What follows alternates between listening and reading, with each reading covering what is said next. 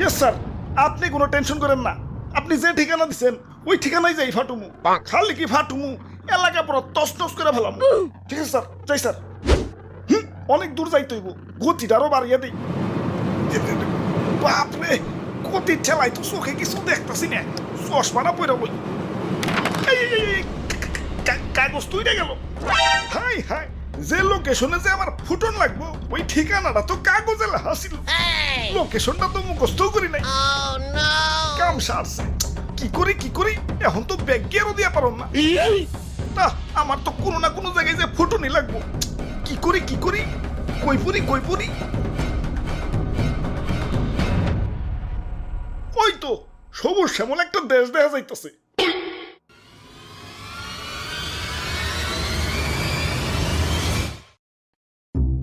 ভাই যাইতে দেন ভাই, দেরি হয়ে যাইতাছে। আব্বে হালায়, তুমি কোন এসে দেখছো? চাঁদা পয়েন্ট, মানে চাঁদা ছাড়া ঢুকতে দন যাবো না। ওরে বাপুরে, ইয়া চাঁদা দেও আর আগে বাড়াও। চাঁদা তুলেন কেন ভাই? এটা তো ঠিক না ভাই। এত কথা না কয়ে চাঁদা দিয়ে বিদায় হও, পিছে সিরিয়াল লাগছে দেখো না।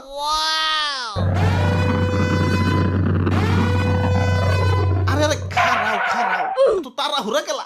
ওই আমার পথ কেউ না, আমার একটু সামনে গিয়া ফুটতে হইব। কিন্তু সামনে যাইতে হলে যে চাঁদা দেওয়া লাগবো। এই চাঁদা হবাই চাঁদা, এই রাস্তা দিয়ে যেই যাইবো তারই চাঁদা দিতে হইব। দেন আপনার চাঁদা দাদা 150 টাকা।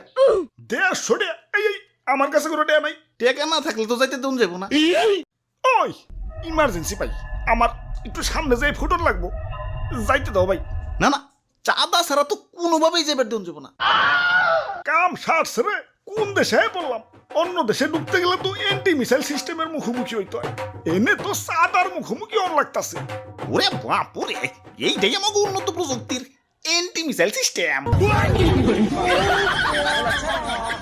আরে ভাই বুঝতাছো না, ইমার্জেন্সি ভাই, আমার সামনে যে ফুটন লাগবো।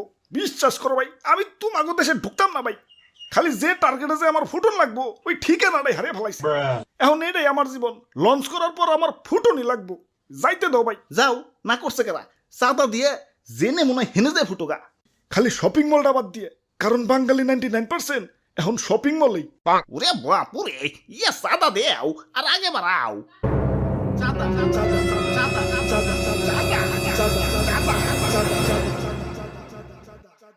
আরে ধর, এই তখন মানুষের জ্বালায় কোথাও শান্তি পাইতাছি না। একে তো আমার জায়গায় জায়গায় ফুটিয়া ফাটিয়া দুনিয়া জুড়ে একটা গ্যাঞ্জাম বাজিয়ে দিছে, তার উপরে তোরা চাঁদাবাজিতে রাস্তা আটকে বই রইছস।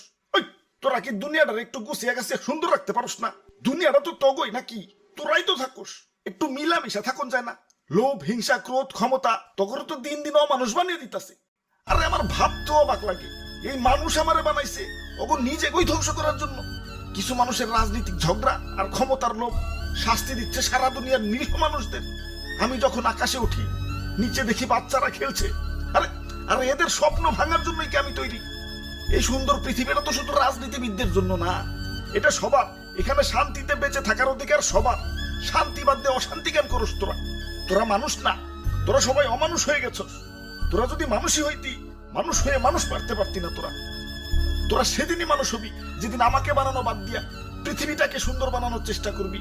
তোরা সেদিনই মানুষ হবি যেদিন আমাকে বানানো বাদ দিয়া নিজের ভাইদেরকে বুকে টেনে নিবি। আরে এত কথা কিসের? এনে কি সিনেমা দেখতে বইছি? ভালোই চাঁদা দিয়ে যাও, চোখের সামনে থেকে সরো। জ্ঞান দিতে আইছে।